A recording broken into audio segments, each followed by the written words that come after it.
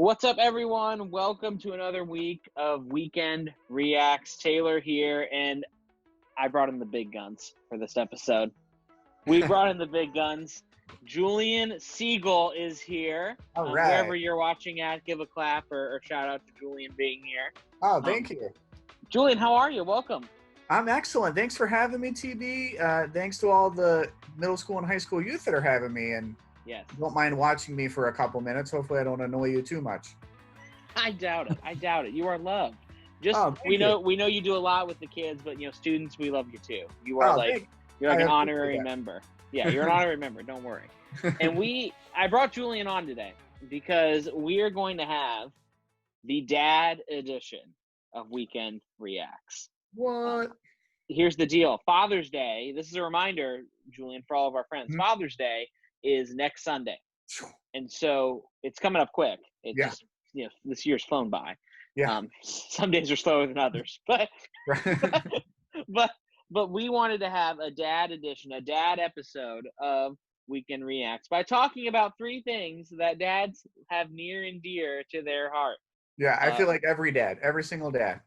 No matter who you are, every dad is these three things near and dear to their heart. That's TV, sports, of course, and food.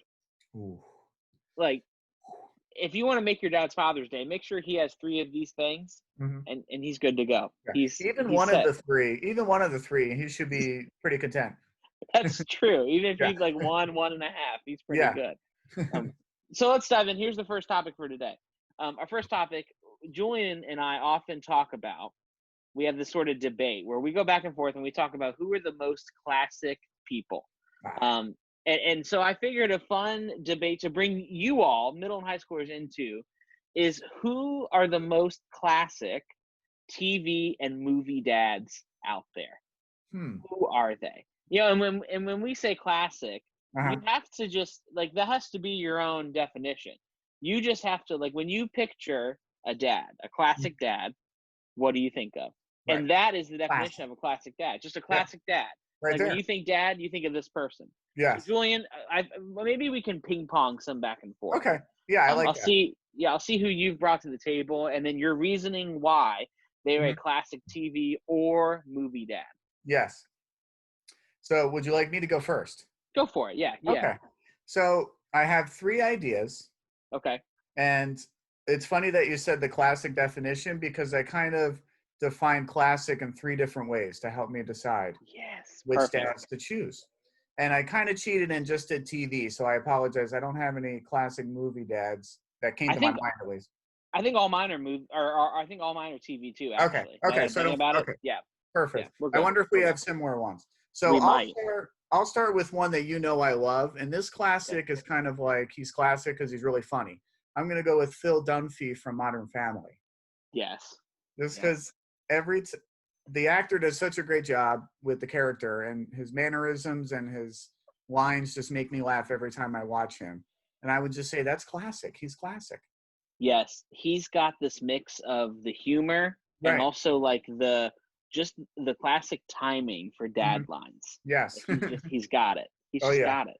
Yeah. And then that's a good one. Yeah. And he has great relationships with his kids. And I really like the dynamic between him and his son because his son's kind of known as the doofus of the family. Yes. But they always get into trouble together and everything. And I just I feel like he's a good dad. He's a good dad. One. Yeah. That's a good one. I like that one. Thank you. Mine, it's fun. I'll do this one first because this one's like the opposite of that regard of Phil, where he's not he's like the classic buffoon dad. It's Homer Simpson. Oh, Homer Simpson. When you think of just the goofy dad, not even goofy, fun loving, just boneheaded, what are you doing, that kind of dad. It's Homer Simpson. Yeah. Yeah, just making silly decisions. Marge is there. Luckily, Marge is there for the kids' sake. Homer's there for the kids, but he's too busy doing goofy stuff to really be there. So that, to me, Homer Simpson's a classic dad for the opposite reasons of what you said about Phil. Mm-hmm. I love it. That's a great choice. And how long has that show been on? 30 years? I think it's 30 years now. It's the longest running show, right? Yeah, it's crazy. Yeah. He's a classic one. what, Law and Order, 60 Minutes? That has to be the longest, right? I think it is. Yeah, That's a good one. So would it be my turn again? Go for it. Yeah. All right. So I'm going to do another definition of classic, and this is like someone that's clueless or a buffoon, like you said. Okay. And this is one we've talked about before, and that's the dad in Stranger Things. Right? Bob. Are you talking about Bob? The Mike's dad, Mike Wheeler's dad. Oh, Mike's dad. Yes. So, yes. Because he's always clueless about everything going on. Yes. And kind of like, the classic 80s dad that doesn't really know what he's doing. He has the wide-rimmed glasses, and he just kind of shows up. Reading a newspaper. Yeah, and reading a newspaper. Mm-hmm. And in the third, not to spoil anything, but the third season with Mike's mom liking the lifeguard, does he even know anything going on? He's oblivious the whole time. He's oblivious. I don't even remember his name, honestly, because I just know him as the classic dad in Stranger Things. I don't exactly. So someone comment his name. Please throw his name in the comments if you know it, because I can't remember it. It's so funny you said him, because my other classic dad was from Stranger Things, and it's Bob. Bob is the classic stepdad. Yes. The classic stepdad. From season 2, correct? Season 2, yeah. And he starts dating Will's mom. Yeah. And he's just the classic fun-loving, like wants to do anything to get the kids, to love him. Mm-hmm. Is just willing to just sacrifice everything, willing to do anything. But yet, even no matter what he does, the kids are kind of like, eh. Yeah. Don't really listen. Even though he ended up being kind of a hero at the end. He did. Right? Without spoiling anything. Yeah, you gotta watch season 2. Sorry. But yeah, Bob is Bob to me is, when I think of classic stepdad, it's Bob. That's just classic one. Bob. Just he's happy, he's like the business guy. He's like it's Bob. It's Bob. That's who I think of. So it's funny we adapt some Stranger Things too. Yeah, that's really funny. It's crazy. Yeah, that's really funny. Yeah. So to piggyback on you using a stepdad, I'm going to use a dad that I wouldn't necessarily. I would say he's more of a dad figure to the main character. Okay. And I'm going old school to Fresh Prince of Bel-Air, Uncle Phil. Uncle Phil. Yep. So he obviously has his own 3 kids, which he's a great dad to. But Will Smith, the character Will Smith, is his nephew, but he treats him like he's his dad. Yeah. Even if he can be harsh in the beginning, he ends up being a really great role model for Will. And I've always really enjoyed that dynamic whenever I watch that show. That's a good one. Yeah. And it was really sad when the actor passed away. Yeah. Just because you can tell the other actors thought of him as a dad, even outside the show, too. So I thought that would be a good one. That's a classic, like a really good guy classic. Yeah, that's a really good one. I actually thought about Uncle Phil too, as I was thinking about who in my top 3, and like sort of like you were saying, diversify it a little bit, like this type of dad, this genre of dad. That's a really good one. Thank you. My last one that I thought of is, it's another animated dad. Oh, okay. It fits Homer Simpson a little bit, but I would say this dad is a little more on top of things. Oh, okay. But maybe not who I was thinking. He's got some good one-liners. And that is Hank from King of the Hill. See, I was gonna guess Peter Griffin, but when you said he was on top of things, I wouldn't think. Definitely not Peter Griffin. Yeah, so, definitely. Yeah, Hank is a good one. Yeah, Hank from King of the Hill is to me, he's kind of like Homer, but a little bit more well-rounded in the classic dad category, where he likes a certain beverage of choice. He has his group of guys that just complain about life together. He's hard on his kids. Like Hank to me is a pretty classic dad, because he fits a lot of those stereotypes. Yeah. And I forget where that show is set, but he kind of seems like a Florida dad, wouldn't you say? I know they're not. He does seem like a Florida dad. He does seem like a Florida dad. Yeah, if we think classic Florida dad, he might fit in that. Yes. Same bubble. Yeah, definitely Hank. Are they in like Indiana or something? Yeah, I think you're right. I think it's up there. Why I knew that, I have no idea. But yeah, impressive trivia question, right? Yeah, there you go. Maybe it's not that. Maybe I'm wrong. But no, those are the list. was a good. That's a good one. I like how you thought of animated shows as well. I didn't even think of animated shows when I was trying to think of them. I did think about Uncle Phil though. I gotta say, I did think about Uncle Phil because I just love that that's character. a great one. Yeah, it's a really good one. Thank you. So, next topic.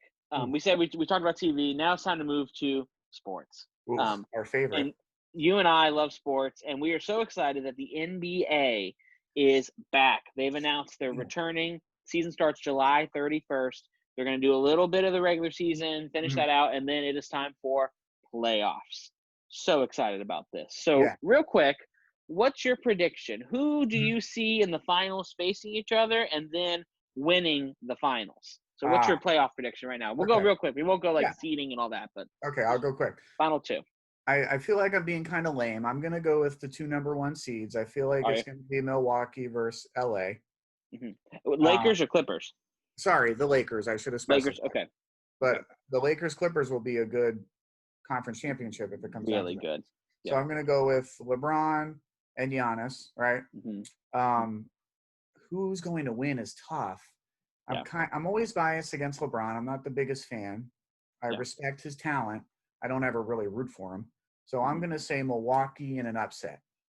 Ooh, a longer series? I think. I'll say 6. In Game 6, they win it. Okay. That's good. That's a good one right there. I had a dark horse team. I know you didn't want to talk about seedings. Ooh, tell me. But I just thought of a team that could maybe make some noise. I feel like the Thunder are pretty underrated. They are. Because I'm a really big fan of Gilgeous-Alexander.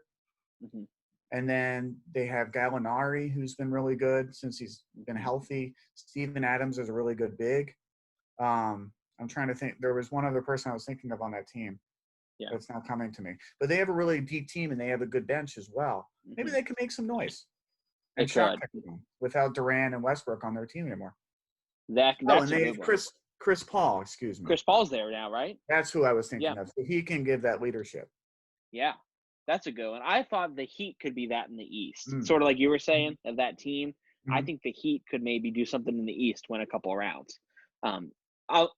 We're on the same track for the East. Okay. I do think the Bucks are going to win it. I think Giannis is too good. I think that there's just too many matchups they're going to win. The West, I'll say this. Right now, sitting here today, I do feel like it's the Clippers. Okay. I think they will beat the Lakers. I think Kawhi, his experience last year with Toronto, I think is going to help a lot. Oh, yeah. And so I think that team's kind of similar in that way. And I think they will beat LeBron. It'll be like a classic 6-7 game series. But I think they'll beat the Lakers. They will go to the finals. And then I actually think the Bucks will win as well. I think Giannis will win his first one. Yeah. And that would be a great series, too. That would be awesome. I do think, too, no matter which way it goes. So if the Lakers do get there, I also think the Bucks will win. Because the Bucks remind me, are you ready for this? Those of you who are watching who are big NBA fans, you gotta go back a little bit. It's not too far for us, but a little bit for students. The Bucks remind me of I believe the 2010 Mavericks. It was the 2011 Mavericks. Whichever Mavericks team beat the Heat in that finals, they remind me of that same sort of chemistry and vibe. And so I think it's going to be a repeat for LeBron of if he does make it, of facing that Bucks team, the Bucks will win. Wow. That's a great prediction. And that Nowitzki series was crazy. I would say LeBron's one blemish in his career was he really struggled in that series, and that's why they lost. Yeah. When he was with the Heat. Yeah. Whew. Not good. That's a good comparison. Speaking of that, actually, I'll throw this question in real quick. Okay. We'll go off script a little bit. Who is the GOAT? MJ or LeBron? We had just had the Last Dance documentary come out about the 98 Bulls. So who is the GOAT in your mind? Is it LeBron or Michael? Ooh. I'm a little biased because I grew up, I wouldn't even say loving MJ, admiring MJ. Yeah. He was my favorite sports figure. I've always grown up being a Philadelphia fan, every single sport. Philly, the Sixers, of course. I loved Allen Iverson, but Michael Jordan is my favorite player ever. I remember watching Space Jam and it being my favorite movie when I was a kid. And when Michael Jordan would wear his UNC college basketball shorts in the movie, that's what kind of triggered my fandom for UNC basketball as well. How about that? I never knew that. Yeah. So I'm going to have to say MJ's the GOAT. 6 championships. I am not a huge fan of LeBron, but I do admit that he's number 2. Is he 2? Okay. I do admit he's number 2. He's an amazing player. I don't think I've ever rooted for him, but I do appreciate his personality and his athletic ability. But I'm saying MJ is top. Yeah. How about you? I agree. MJ is 1. Okay. LeBron is 2, because now there's some that will say Kobe is 2. Mm-hmm. I think that LeBron and Kobe are very close. I would put LeBron 2. But I will say this. Let me humor my LeBron fans for a second.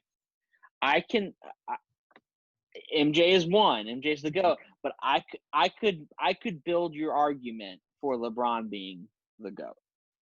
Like I hear it and I understand it. I don't agree with it. LeBron Michael, and now part of this is because they won the finals, but Michael never had to go against all these dynasties. Right. You know, LeBron has had to go against 2, being the Spurs and the Warriors, who were really, really good, sort of all-time teams. Those are both really good. You know, LeBron, you know, you could say, is it worse making the finals and not winning? Or is it like do you just rather not make it? You know, because LeBron has these finals blemishes. But, you know, you could make the argument, is it, you know, would you rather just not get there and you can't win it? Or would you rather get there and have that be accomplishment? So I get that. You know, some of the finals matchups, you know, the first time he was with the Cavs against the Spurs, that team was terrible. Right. He was, what was he, 23? Yeah. He was only 23, too. He was so young. And then there's 2 times against the Warriors where the teams were so injured. Timothy Mozgov, Google him. He was the leading scorer next to LeBron. That's so your boy. Like that was just I agree MJ is the GOAT. But I think you could build an interesting here's my point. If the same things happened to MJ when MJ was playing, if Pippen and Rodman couldn't play one of the finals and it was just MJ versus the stacked Jazz team or whoever, I don't know if the Bulls win. Are you tracking with me? So I don't if the same things happen, I don't know. But I do think MJ is the GOAT. I do think LeBron is 2. But I could listen to LeBron being the GOAT arguments. I can at least entertain them. So there you go. I see what you're saying. I mean, especially as the years go on, it seems like LeBron's getting closer and closer. But like you said, I just think MJ is just so high up, it's going to be really hard to catch up with him. 6-0 is tough too in finals. That's seriously. Really hard. Yeah, that's and really then hard. LeBron's lost a few. Maybe not his fault entirely, but that certainly hurts his chances of being the GOAT. Totally. Ooh, great question. So, last topic. Ooh. I know we're running short on time. Here we go. We got to talk about food, and specifically a classic dad food. Steak is up there, but we're going to talk about wings. My favorite type of food ever. Chicken wings, the best food ever. So real quick, I want to get your opinion. What are the best flavors and restaurants for chicken wings? Okay. I'm kind of boring with my food.